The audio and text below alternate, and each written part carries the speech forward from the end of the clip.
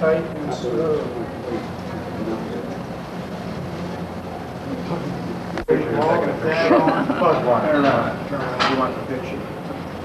Yeah, you guys say something good, you know. You want a picture of me? Why not?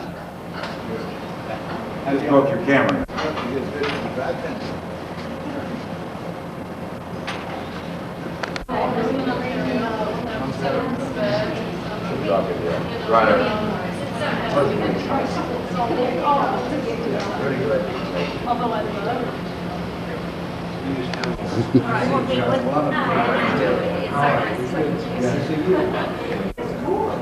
You want to say a few words to your audience here?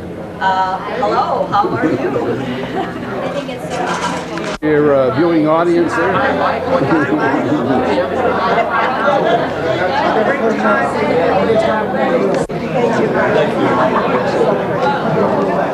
So nice to get dressed up. Right now.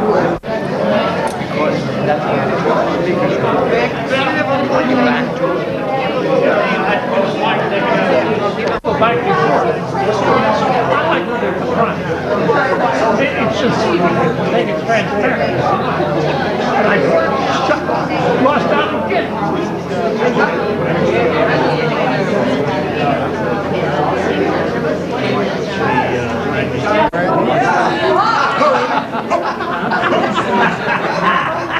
And you get that necktie on. You got the step.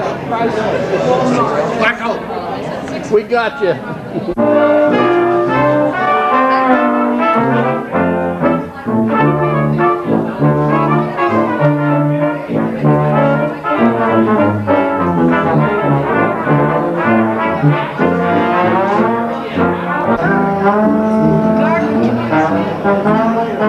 That's what they call it.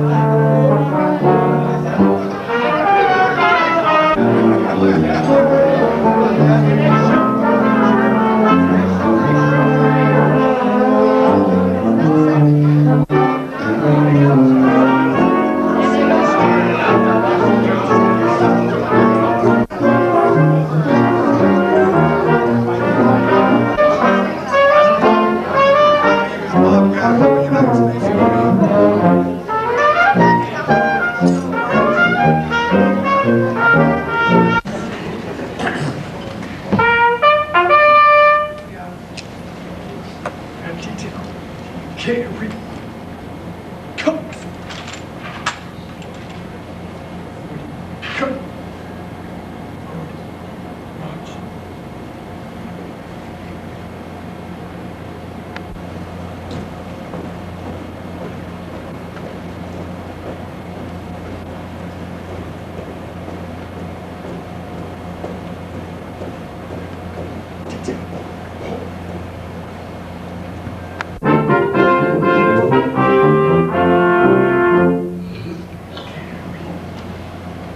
As individuals, families, and as a nation. Should we try to count them, we would fail because they are countless and we would not recall them all. We are aware that as a nation you have bestowed upon us many blessings.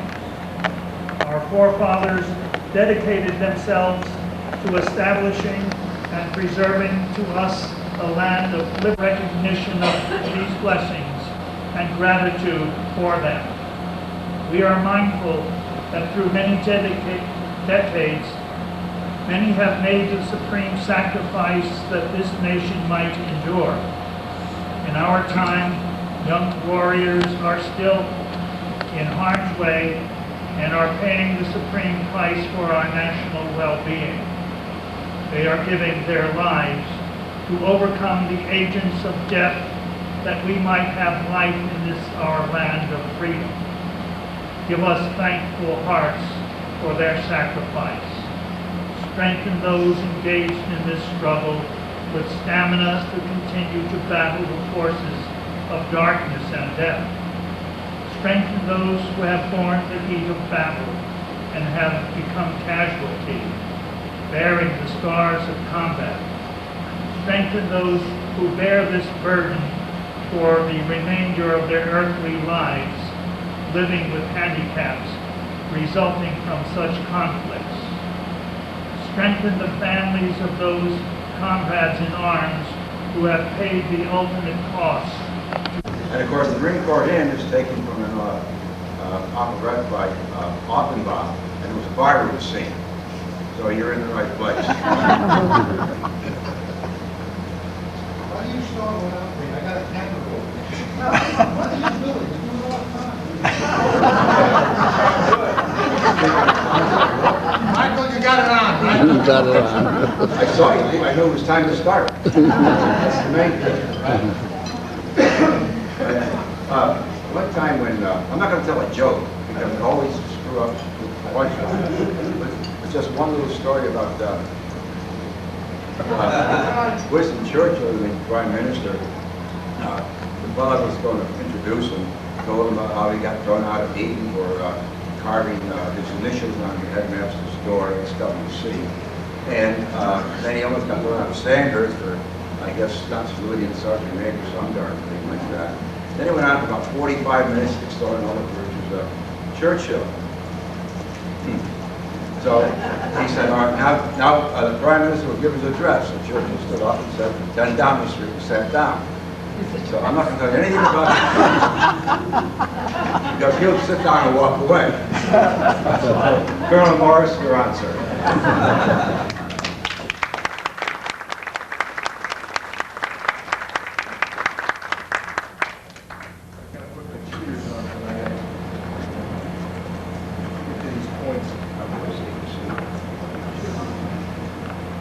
Good evening, all.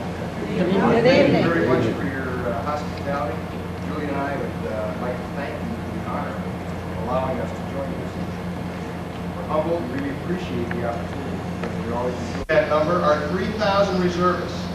We're at a point right now where operational tempo could not be handled without the help of the reserve, without the activation of the reserve.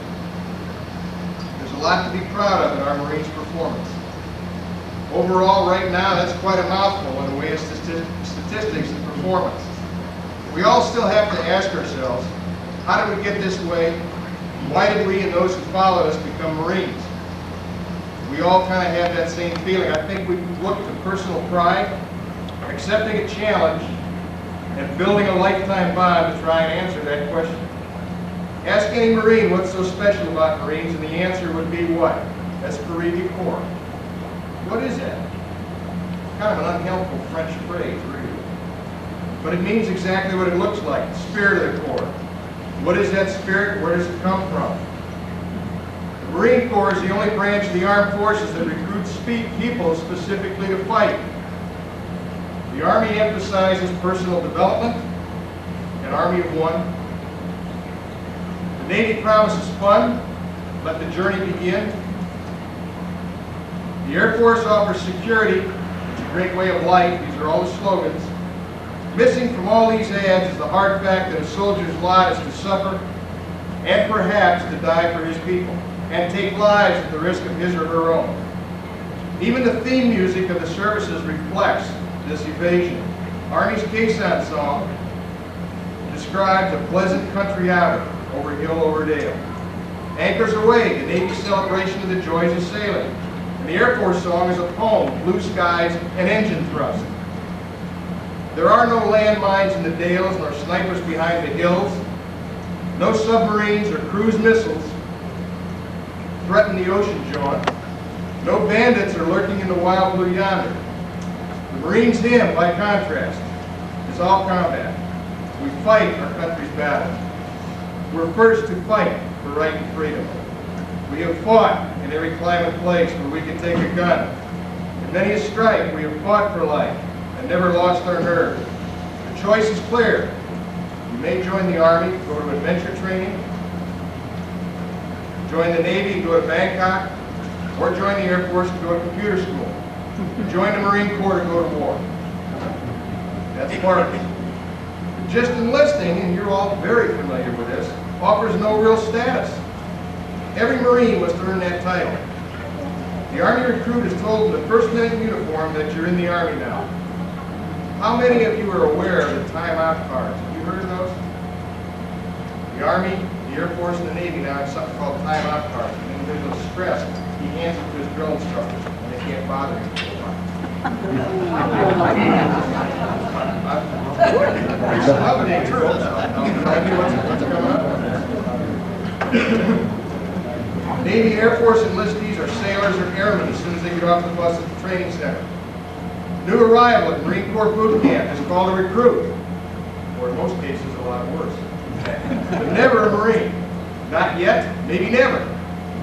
He or she must earn the right to claim the title of United States Marine, and failure returns you to civilian life without hesitation or ceremony.